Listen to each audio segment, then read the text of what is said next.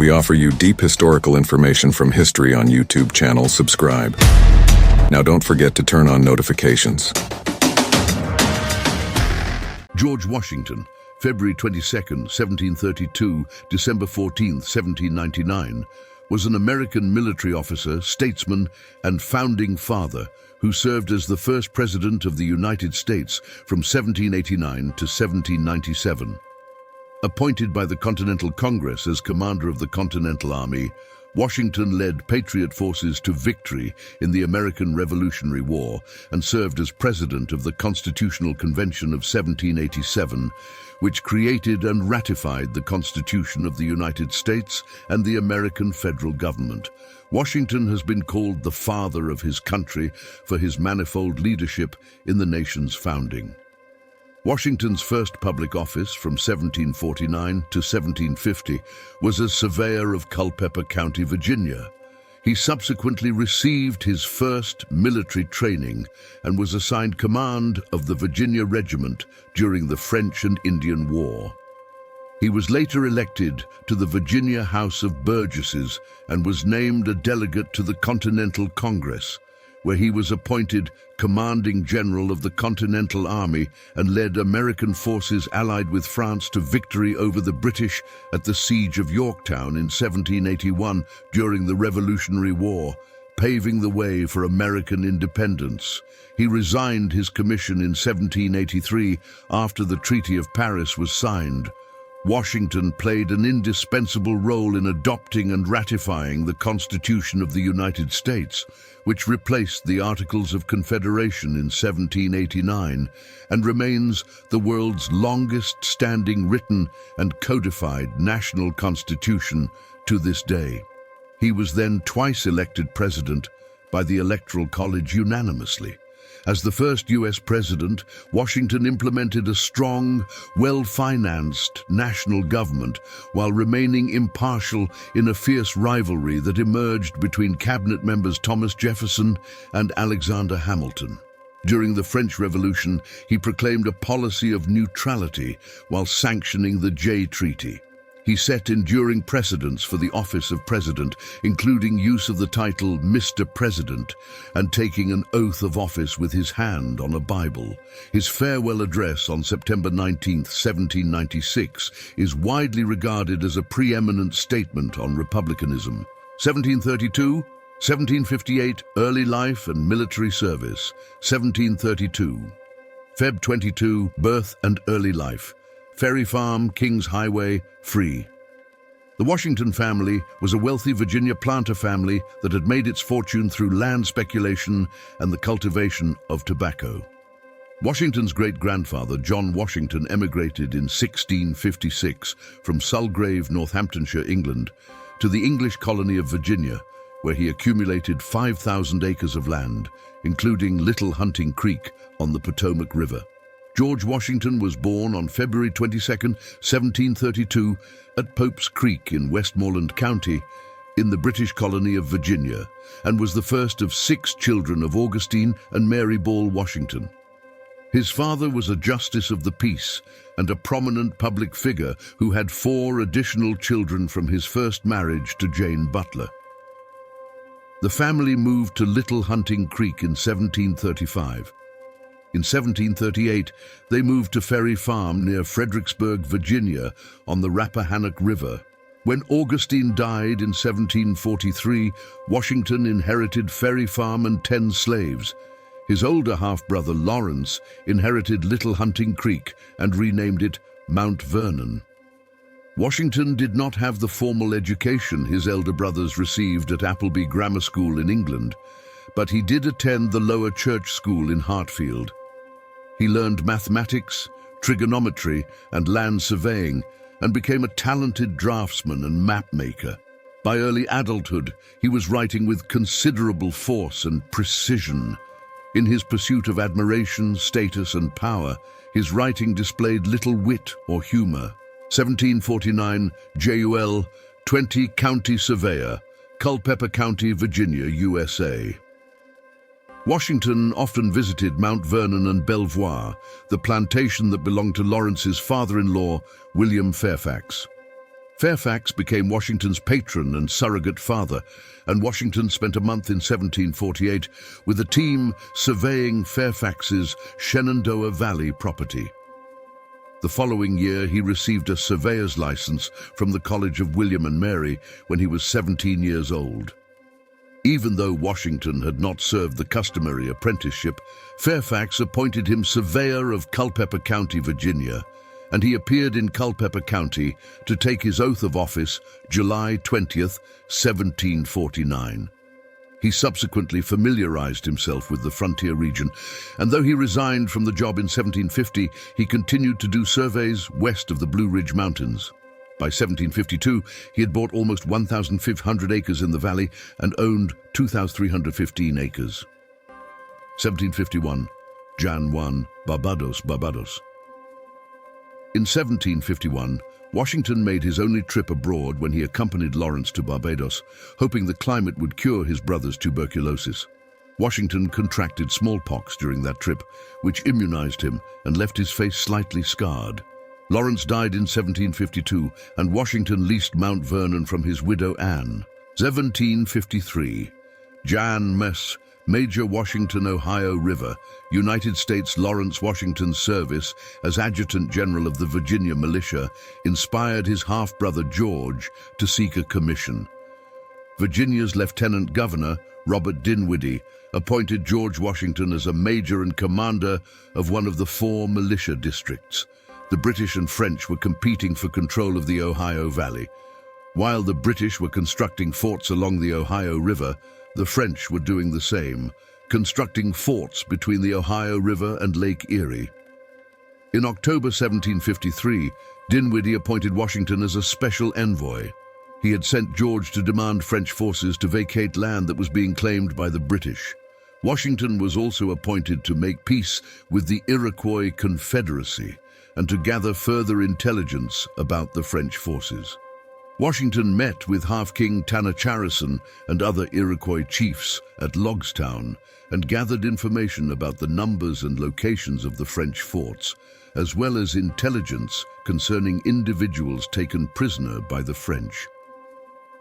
Washington was given the nickname Conotochorius, town destroyer or devourer of villages, by Tanacharison. The nickname had previously been given to his great-grandfather John Washington in the late 17th century by the Susquehannock. Washington's party reached the Ohio River in November 1753 and was intercepted by a French patrol. The party was escorted to Fort Le Boeuf, where Washington was received in a friendly manner. He delivered the British demand to vacate to the French commander Saint-Pierre, but the French refused to leave. Saint-Pierre gave Washington his official answer in a sealed envelope after a few days' delay, as well as food and extra winter clothing for his party's journey back to Virginia. Washington completed the precarious mission in 77 days in difficult winter conditions, achieving a measure of distinction when his report was published in Virginia and in London. 1754. June 3 French and Indian War, Fort Necessity National Battle. In February 1754, Dinwiddie promoted Washington to lieutenant colonel and second-in-command of the 300-strong Virginia Regiment, with orders to confront French forces at the Forks of the Ohio. Washington set out for the Forks with half the regiment in April and soon learned a French force of 1,000ers had begun construction of Fort Duquesne there. In May, having set up a defensive position at Great Meadows, he learned that the French had made camp 7 miles, 11 kilometers away. He decided to take the offensive. The French detachment proved to be only about 50 men, so Washington advanced on May 28th with a small force of Virginians and Indian allies to ambush them. What took place, known as the Battle of Jumonville Glen or the Jumonville Affair, was disputed, and French forces were killed outright with muskets and hatchets. French commander Joseph Coulon de Jumonville, who carried a diplomatic message for the British to evacuate, was killed. French forces found Jumonville and some of his men dead and scalped, and assumed Washington was responsible. Washington blamed his translator for not communicating the French intentions. Dinwiddie congratulated Washington for his victory over the French. This incident ignited the French and Indian War, which later became part of the larger 7 Years' War. The full Virginia Regiment joined Washington at Fort Necessity the following month, with news that he had been promoted to command of the regiment and colonel upon the regimental commander's death. The regiment was reinforced by an independent company of 100 South Carolinians, led by Captain James Mackay, whose royal commission outranked that of Washington, and a conflict of command ensued. On July 3rd, a French force attacked with 900 men, and the ensuing battle ended in Washington's surrender. In the aftermath, Colonel James Innes took command of intercolonial forces, the Virginia Regiment was divided, and Washington was offered a captaincy which he refused with the resignation of his commission. 1755 May 1st, Virginia Regiment, Fort Duquesne, Three Rivers Herita. In 1755, Washington served voluntarily as an aide to General Edward Braddock, who led a British expedition to expel the French from Fort Duquesne and the Ohio country. On Washington's recommendation, Braddock split the army into one main column and a lightly equipped flying column. Suffering from a severe case of dysentery, Washington was left behind, and when he rejoined Braddock at Monongahela, the French and their Indian allies ambushed the divided army. 2/3 of the British force became casualties, including the mortally wounded Braddock. Under the command of Lieutenant Colonel Thomas Gage, Washington, still very ill, rallied the survivors and formed a rear guard, allowing the remnants of the force to disengage and retreat. During the engagement, he had 2 horses shot from under him, and his hat and coat were bullet-pierced. His conduct under fire redeemed his reputation among critics of his command in the Battle of Fort Necessity, but he was not included by the succeeding commander, Colonel Thomas Dunbar, in planning subsequent operations. The Virginia Regiment was reconstituted in August 1755, and Dinwiddie appointed Washington its commander, again with the rank of colonel. Washington clashed over seniority almost immediately, this time with John Dagworthy, another captain of superior royal rank, who commanded a detachment of Marylanders at the regiment's headquarters in Fort Cumberland. Washington, impatient for an offensive against Fort Duquesne, was convinced Braddock would have granted him a royal commission and pressed his case in February 1756 with Braddock's successor as Commander-in-Chief William Shirley, and again in January 1757 with Shirley's successor, Lord Loudon. Shirley ruled in Washington's favor only in the matter of Dagworthy.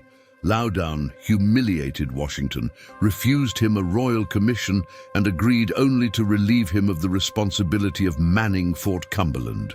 In 1758, the Virginia Regiment was assigned to the British Forbes expedition to capture Fort Duquesne. Washington disagreed with General John Forbes's tactics and chosen route. Forbes nevertheless made Washington a brevet brigadier general and gave him command of one of the 3 brigades that would assault the fort. The French abandoned the fort and the valley before the assault was launched. Washington saw only a friendly fire incident, which left 14 dead and 26 injured. The war lasted another 4 years, and Washington resigned his commission and returned to Mount Vernon. 1758. Jan 1st Virginia House of Burgesses. Virginia, USA, Washington's political activities included supporting the candidacy of his friend George William Fairfax in his 1755 bid to represent the region in the Virginia House of Burgesses. This support led to a dispute which resulted in a physical altercation between Washington and another Virginia planter, William Payne. Washington diffused the situation, including ordering officers from the Virginia Regiment to stand down. Washington apologized to Payne the following day at a tavern. Payne had been expecting to be challenged to a duel. As a respected military hero and large landowner, Washington held local offices and was elected to the Virginia Provincial Legislature, representing Frederick County in the House of Burgesses for 7 years, beginning in 1758. He plied the voters with beer, brandy, and other beverages. Although he was absent while serving on the Forbes expedition, he won the election with roughly 40% of the vote, defeating 3 other candidates with the help of several local supporters. He rarely spoke in his early legislative career, but he became a prominent critic of Britain's taxation policy and mercantilist policies towards the American colonies starting in the 1760s. 1759, 1774, Mount Vernon and Political Rising, 1759, Jan 1. Gentleman farmer George Washington's Mount Vernon. By occupation, Washington was a planter, and he imported luxuries and other goods from England, paying for them by exporting tobacco. His profligate spending combined with low tobacco prices left him $800 in debt by 1764. Prompting him to diversify his holdings. In 1765, because of erosion and other soil problems, he changed Mount Vernon's primary cash crop from tobacco to wheat and expanded operations to include cornflour milling and fishing. Washington also took time for leisure with fox hunting, fishing, dances, theater, cards, backgammon, and billiards. Washington soon was counted among the political and social elite in Virginia. From 1768 to 1775, he invited some 2,000 guests to his Mount Vernon estate, mostly those whom he considered people of rank, and was known to be exceptionally cordial toward his guests. He became more politically active in 1769, presenting legislation in the Virginia Assembly to establish an embargo on goods from Great Britain. Marriage. George Washington's Mount Vernon.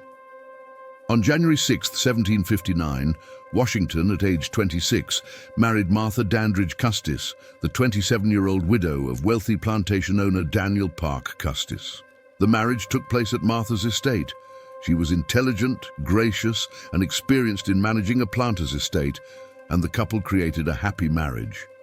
They raised John Parke Custis, Jackie, and Martha Parke Custis, Patsy, children from her previous marriage, and later Jackie's children, Eleanor Parke Custis, Nellie, and George Washington Parke Custis, Washi. Washington's 1751 bout with smallpox is thought to have rendered him sterile, though it is equally likely that Martha may have sustained injury during the birth of Patsy, her final child, making additional births impossible. The couple lamented not having any children together. They moved to Mount Vernon, near Alexandria, where he took up life as a planter of tobacco and wheat and emerged as a political figure. The marriage gave Washington control over Martha's 1/3 dower interest in the 18,000-acre, 7,300 Custis estate, and he managed the remaining 2/3 for Martha's children. The estate also included 84 slaves. He became one of Virginia's wealthiest men, which increased his social standing. 1774 Sep. 5, OCT, 26th First Continental Congress. Carpenter's Hall, Chestnut-Stuster, Washington played a central role before and during the American Revolution. His distrust of the British military had begun when he was passed over for promotion into the regular army. Opposed to taxes imposed by the British Parliament on the colonies without proper representation, he and other colonists were also angered by the Royal Proclamation of 1763, which banned American settlement west of the Allegheny Mountains and protected the British fur trade. Washington believed the Stamp Act of 1765 was an act of oppression, and he celebrated its repeal the following year. In March 1766, Parliament passed the Declaratory Act asserting that parliamentary law superseded colonial law. In the late 1760s, the interference of the British Crown in American lucrative Western land speculation spurred on the American Revolution. Washington himself was a prosperous land speculator, and in 1767, he encouraged adventurers to acquire backcountry Western lands. Washington helped lead widespread protests against the Townshend Acts passed by Parliament in 1767. and he introduced a proposal in May 1769, drafted by George Mason, which called Virginians to boycott British goods. The acts were mostly repealed in 1770. Parliament sought to punish Massachusetts colonists for their role in the Boston Tea Party in 1774 by passing the Coercive Acts, which Washington referred to as an invasion of our rights and privileges. He said, "Americans must not submit to acts of tyranny, since custom and use shall make us as tame and abject slaves as the blacks we rule over with such arbitrary sway." That July, he and George Mason drafted a list of resolutions for the Fairfax County Committee, which Washington chaired, and the committee adopted the Fairfax Resolves calling for a Continental Congress and an end to the slave trade. On August 1st, Washington attended the First Virginia Convention, where he was selected as a delegate to the First Continental Congress, September 5th to October 26th, 1774. Which he also attended. As tensions rose in 1774, he helped train county militias in Virginia and organized enforcement of the Continental Association boycott of British goods instituted by the Congress. 1775, 1783. American Revolutionary War, 1775, June 15th. Commander-in-Chief of the Continental Army Independence Hall, Chestnut St. The American Revolutionary War began on April 19, 1775, with the battles of Lexington and Concord and the Siege of Boston. The colonists were divided over breaking away from British rule and split into two factions: patriots who rejected British rule and loyalists who desired to remain subject to the king. General Thomas Gage was commander of British forces in America at the beginning of the war.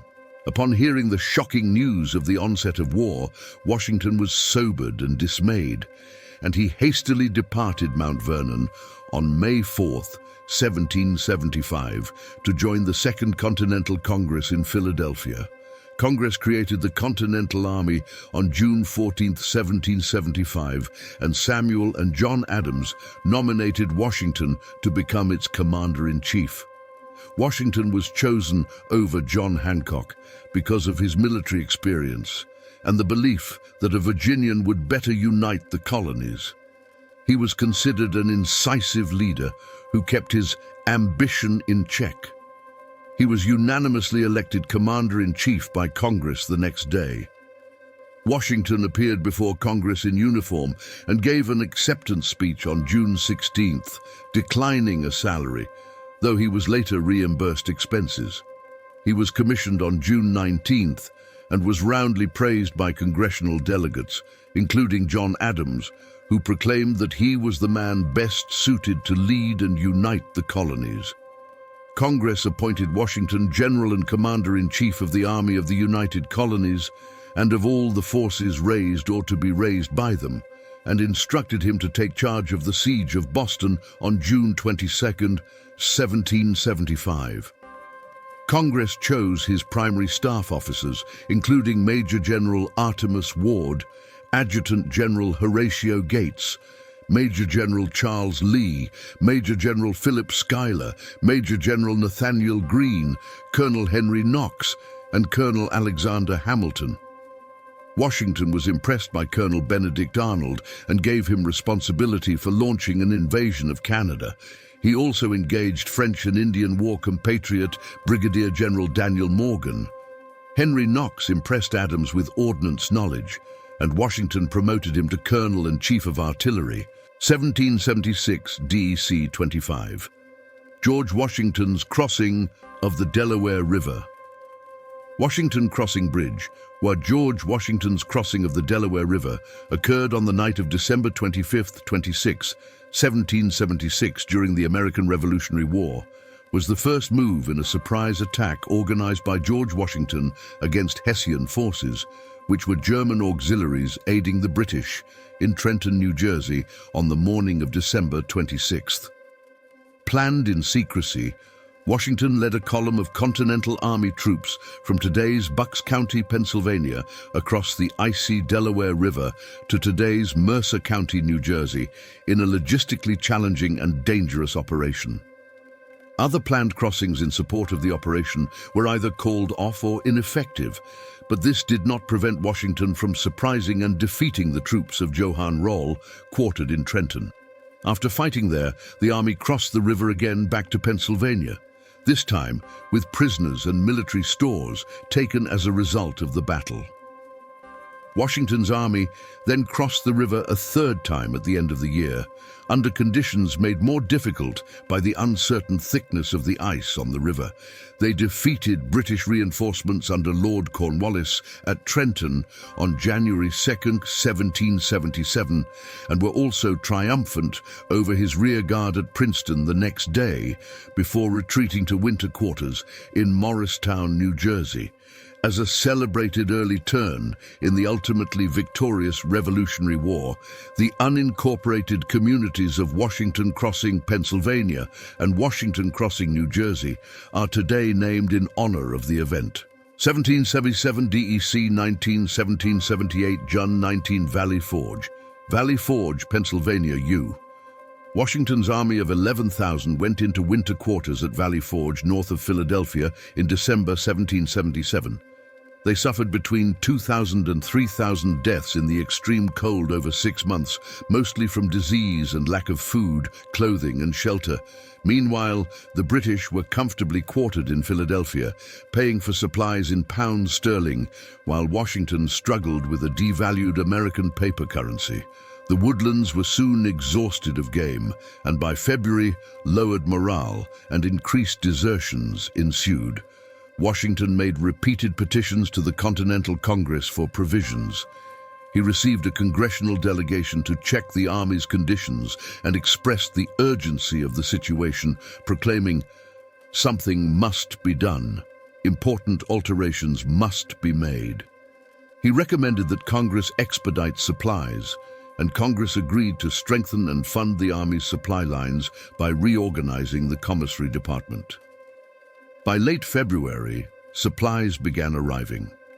Baron Friedrich Wilhelm von Steuben's incessant drilling soon transformed Washington's recruits into a disciplined fighting force, and the revitalized army emerged from Valley Forge early the following year. Washington promoted von Steuben to Major General and made him Chief of Staff. 1781, SEP 28, OCT, 19 Siege of Yorktown, Yorktown, Virginia, USA. The Siege of Yorktown was a decisive Allied victory by the combined forces of the Continental Army commanded by General Washington, the French Army commanded by the General Comte de Rochambeau, and the French Navy commanded by Admiral de Grasse in the defeat of Cornwallis's British forces. On August 19th, the march to Yorktown led by Washington and Rochambeau began, which is known now as the Celebrated March.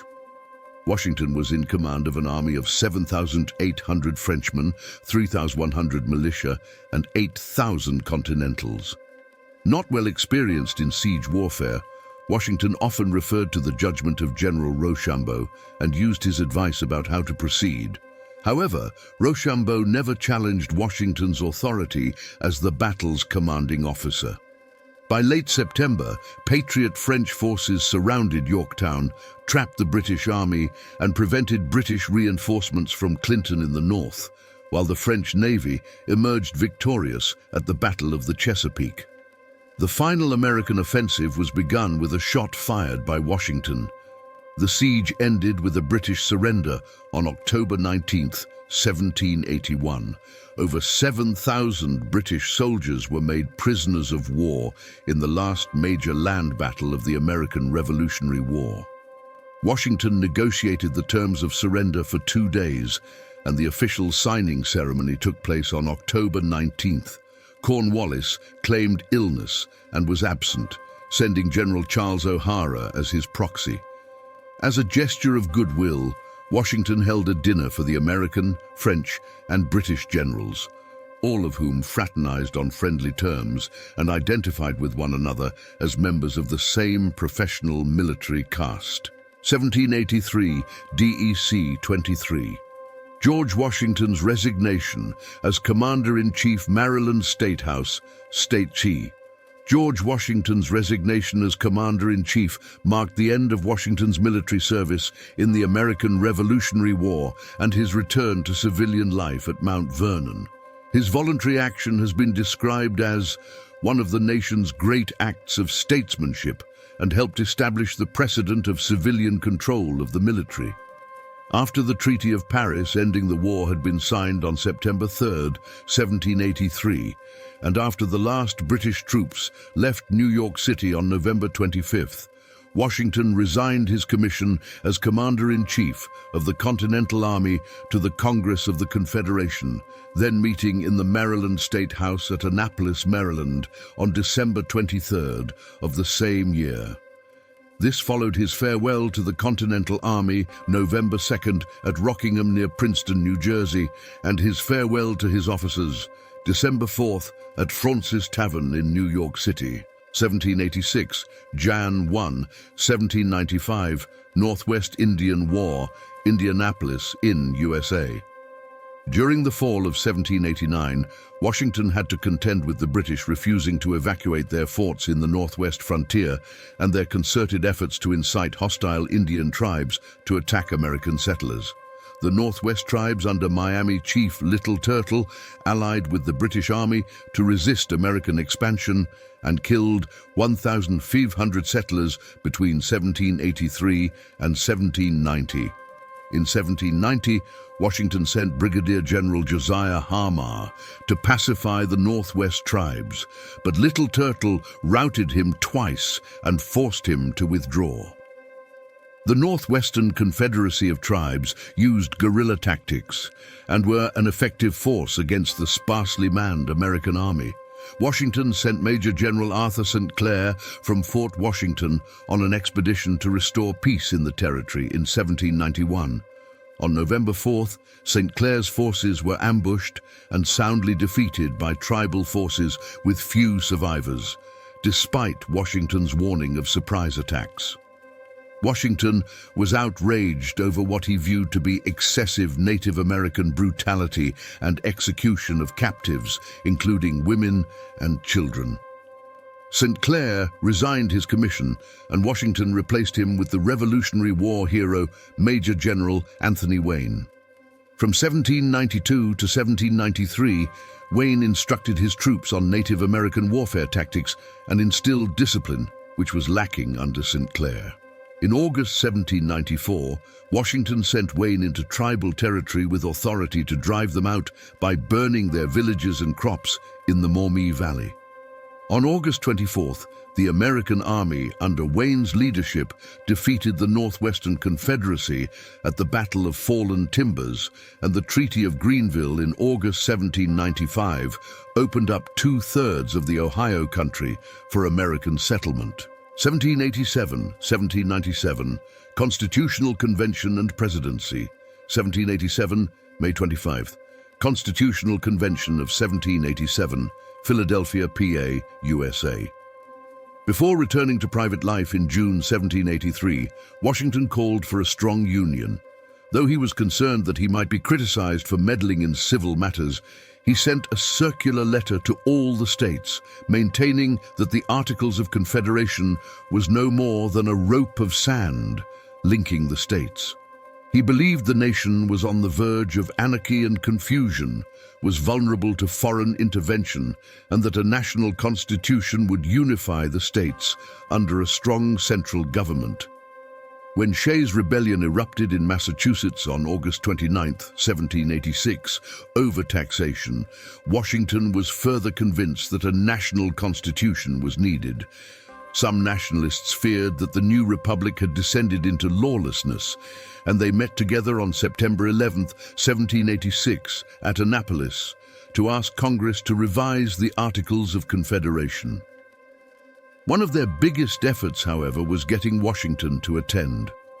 Congress agreed to a constitutional convention to be held in Philadelphia in spring 1787, and each state was to send delegates. On December 4, 1786, Washington was chosen to lead the Virginia delegation, but he declined on December 21st. He had concerns about the legality of the convention. and consulted James Madison, Henry Knox, and others. They persuaded him to attend it, however, as his presence might induce reluctant states to send delegates and smooth the way for the ratification process. On March 28th, Washington told Governor Edmund Randolph that he would attend the convention, but made it clear that he was urged to attend. Washington arrived in Philadelphia on May 9, 1787, though a quorum was not attained until Friday, May 25th. Benjamin Franklin nominated Washington to preside over the convention, and he was unanimously elected to serve as President General. The convention's state-mandated purpose was to revise the Articles of Confederation with all such alterations and further provisions required to improve them, and the new government would be established when the resulting document was duly confirmed by the several states. Governor Edmund Randolph of Virginia introduced Madison's Virginia Plan on May 27th, the third day of the convention. It called for an entirely new constitution and a sovereign national government, which Washington highly recommended. Washington wrote Alexander Hamilton on July 10th, "I almost despair of seeing a favorable issue to the proceedings of our convention, and do therefore repent having had any agency in the business." Nevertheless, he lent his prestige to the goodwill and work of the other delegates. He unsuccessfully lobbied many to support ratification of the Constitution, such as anti-federalist Patrick Henry. Washington told him, "The adoption of it under the present circumstances of the Union is, in my opinion, desirable," and declared the alternative would be anarchy. Washington and Madison then spent 4 days at Mount Vernon evaluating the new government's transition. 1789, APR 30, 1797, Mar 4, Presidency of George Washington. Federal Hall, Wall Street, New Washington, was inaugurated on April 30th, 1789, taking the oath of office at Federal Hall in New York City. Though he wished to serve without a salary, Congress insisted adamantly that he accept it, later providing Washington $25,000 per year to defray costs of the presidency. Washington wrote to James Madison, "As the first of everything in our situation will serve to establish a precedent, it is devoutly wished on my part that these precedents be fixed on true principles." To that end, he preferred the title Mr. President over more majestic names proposed by the Senate, including His Excellency and His Highness the President. His executive precedents included the inaugural address, messages to Congress, and the cabinet form of the executive branch.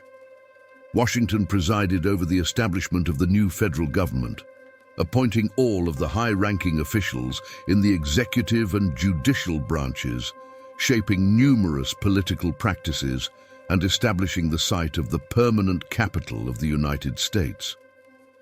He supported Alexander Hamilton's economic policies, whereby the federal government assumed the debts of the state governments and established the first bank of the United States Mint, and the United States Customs Service. Congress passed the Tariff of 1789, the Tariff of 1790, and an excise tax on whiskey to fund the government, and in the case of the tariffs, address the trade imbalance with Britain. Washington personally led federalized soldiers in suppressing the Whiskey Rebellion, which arose in opposition to the administration's taxation policies. He directed the Northwest Indian War, which saw the United States establish control over Native American tribes in the Northwest Territory. In foreign affairs, he assured domestic tranquility and maintained peace with the European powers despite the raging French Revolutionary Wars by issuing the 1793 Proclamation of Neutrality. He also secured 2 important bilateral treaties, the 1794 Jay Treaty with Great Britain and the 1795 Treaty of San Lorenzo with Spain, both of which fostered trade and helped secure control of the American frontier. To protect American shipping from Barbary pirates and other threats, he re-established the United States Navy with the Naval Act of 1794.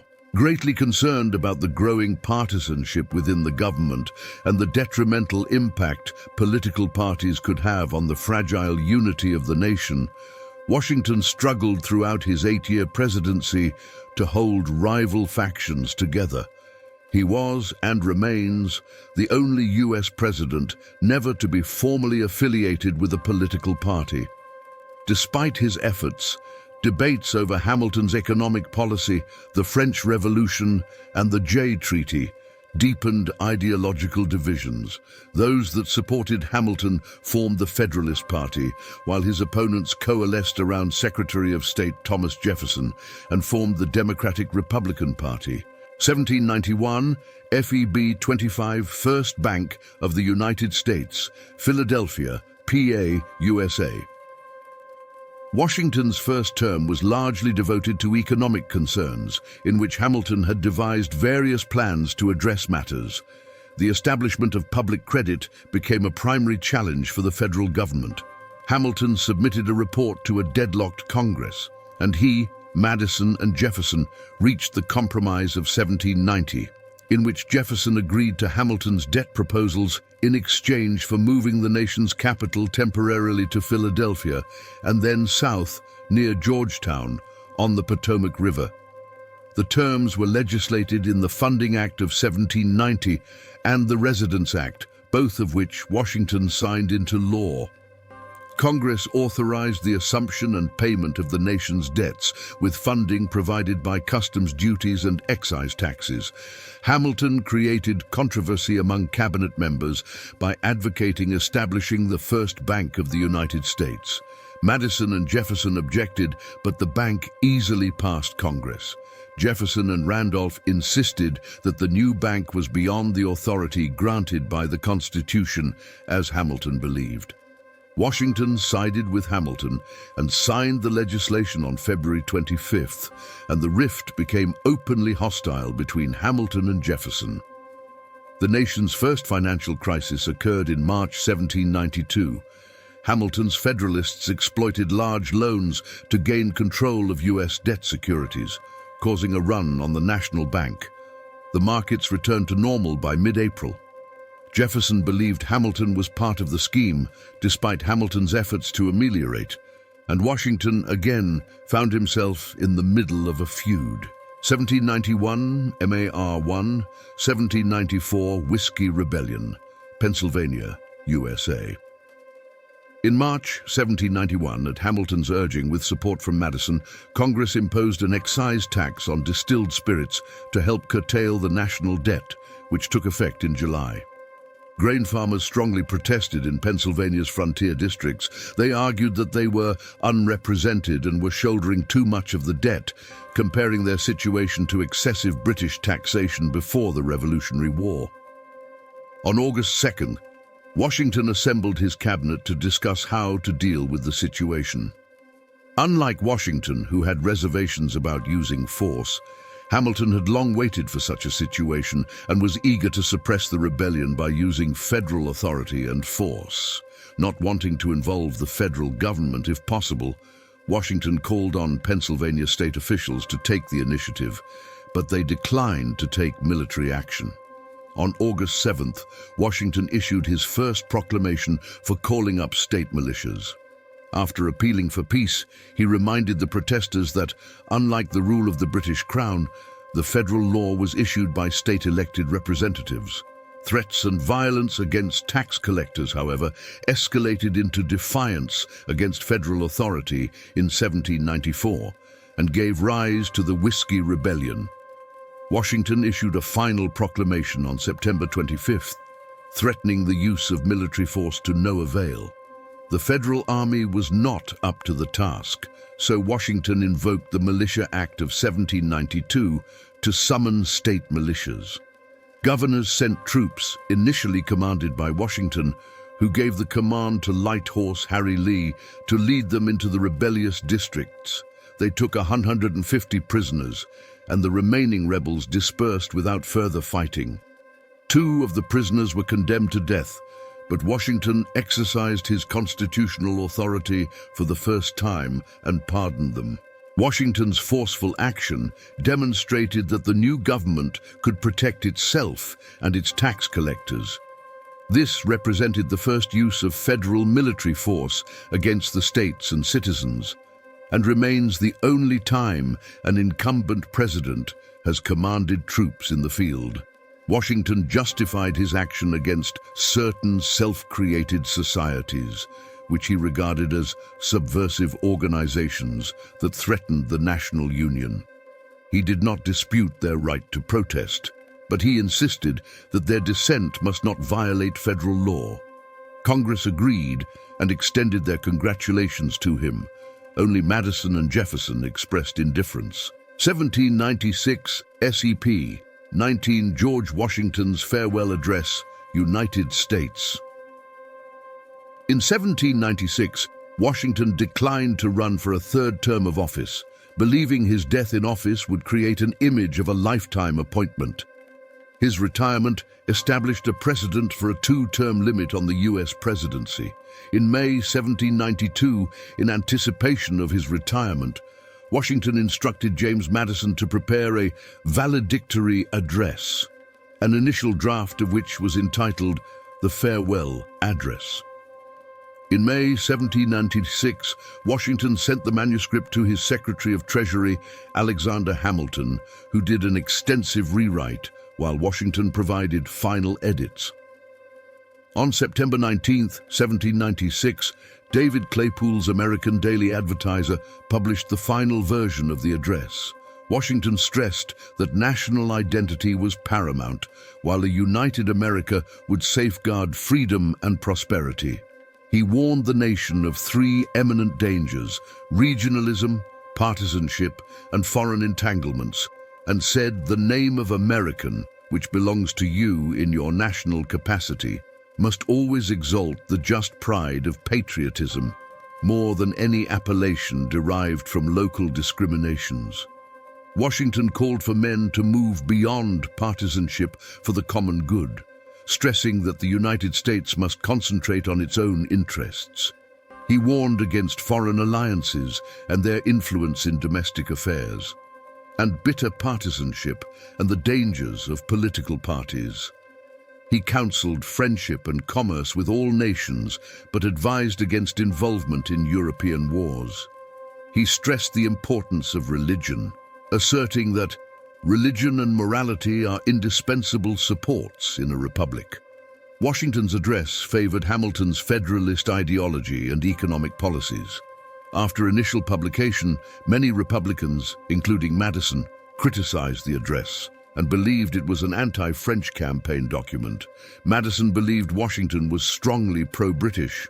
Madison also was suspicious of who authored the address. 1797, 1799, Final Years and Legacy. 1797, Ma 1 Retirement. George Washington's Mount Vernon. Washington retired to Mount Vernon in March 1797 and devoted time to his plantations and other business interests, including his distillery. His plantation operations were only minimally profitable, and his lands in the west, Piedmont, were under Indian attacks and yielded little income, with the squatters there refusing to pay rent. He attempted to sell these, but without success. He became an even more committed Federalist. He vocally supported the Alien and Sedition Acts and convinced Federalist John Marshall to run for Congress to weaken the Jeffersonian hold on Virginia. Washington grew restless in retirement, prompted by tensions with France, and he wrote to Secretary of War James McHenry offering to organize President Adams's army. In a continuation of the French Revolutionary Wars, French privateers began seizing American ships in 1798, and relations deteriorated with France and led to the Quasi-War. Without consulting Washington, Adams nominated him for a lieutenant general commission on July 4, 1798, and the position of commander-in-chief of the armies. Washington chose to accept, and he served as the commanding general from July 13, 1798, until his death 17 months later. He participated in planning for a provisional army, but he avoided involvement in details. In advising McHenry of potential officers for the army, he appeared to make a complete break with Jefferson's Democratic Republicans. "You could as soon scrub the blackamoor white as to change the principles of a professed Democrat, and that he will leave nothing unattempted to overturn the government of this country." Washington delegated the active leadership of the army to Hamilton, a major general. No army invaded the United States during this period, and Washington did not assume a field command. Washington was known to be rich because of the well-known, glorified facade of wealth and grandeur at Mount Vernon, but nearly all his wealth was in the form of land and slaves rather than ready cash. To supplement his income, he erected a distillery for substantial whiskey production. Historians estimate that the estate was worth about $1 million in 1799, equivalent to $1,967,000 in 2021. He bought land parcels to spur development around the new federal city named in his honor, and he sold individual lots to middle-income investors rather than multiple lots to large investors, believing they would more likely commit to making improvements. 1799 DEC 14 death, George Washington's Mount Vernon. On December 12, 1799, Washington inspected his farms on horseback. He returned home late and had guests over for dinner. He had a sore throat the next day, but was well enough to mark trees for cutting. That evening, Washington complained of chest congestion, but was still cheerful. On Saturday, however, he awoke to an inflamed throat and difficulty breathing and ordered Estate Overseer George Rawlins to remove nearly a pint of his blood. Bloodletting was a common practice of the time. His family summoned Doctors James Craik, Gustavus Richard Brown, and Elisha C. Dick. Dr. William Thornton arrived some hours after Washington died. Dr. Brown initially believed Washington had quinsy. Dr. Dick thought the condition was a more serious, violent inflammation of the throat. They continued the process of bloodletting to approximately 5 pints, but Washington's condition deteriorated further. Dr. Dick proposed a tracheotomy, but the other physicians were not familiar with that procedure and therefore disapproved. Washington instructed Brown and Dick to leave the room, while he assured Craik, "Doctor, I die hard, but I am not afraid to go." Washington's death came more swiftly than expected. On his deathbed, out of fear of being entombed alive, he instructed his private secretary Tobias Lear to wait 3 days before his burial. According to Lear, Washington died between 10 p.m. and 11 p.m. on December 14, 1799, with Martha seated at the foot of his bed.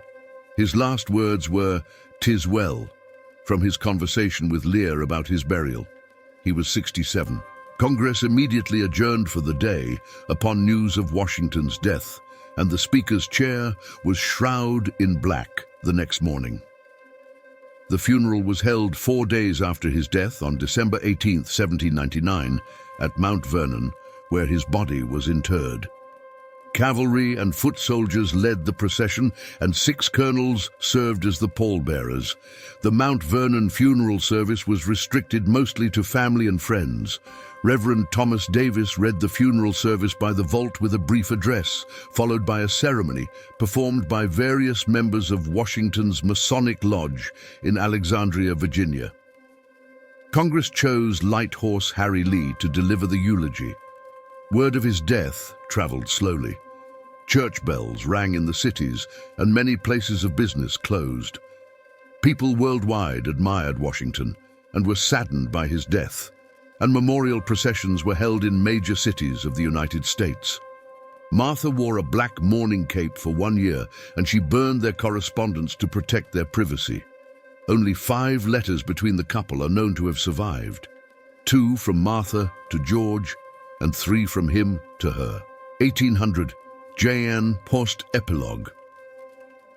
United States, Washington's legacy endures as one of the most influential in American history since he served as Commander-in-Chief of the Continental Army, a hero of the Revolution, and the first President of the United States.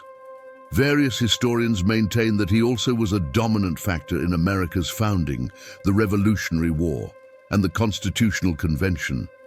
Revolutionary War comrade Light Horse Harry Lee eulogized him as first in war, first in peace, and first in the hearts of his countrymen.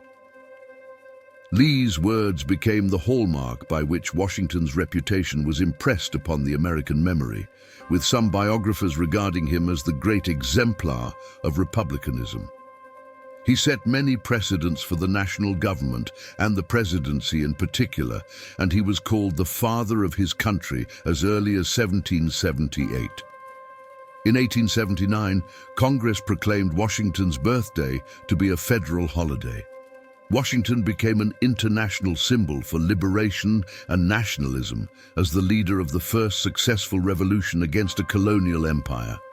The Federalists made him the symbol of their party, but the Jeffersonians continued to distrust his influence for many years and delayed building the Washington Monument.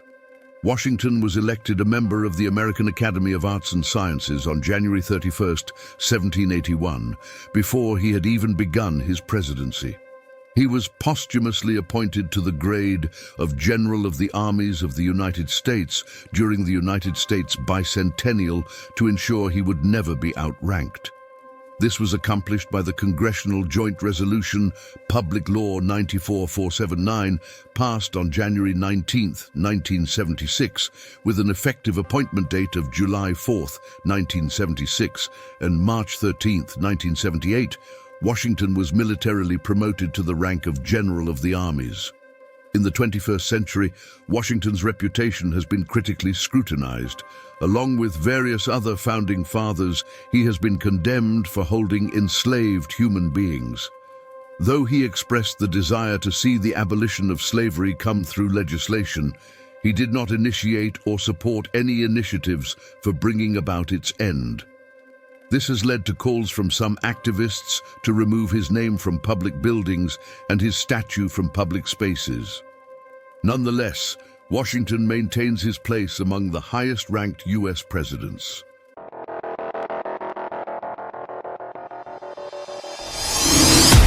We offer you deep historical information from history on YouTube channel. Subscribe. Now don't forget to turn on notifications.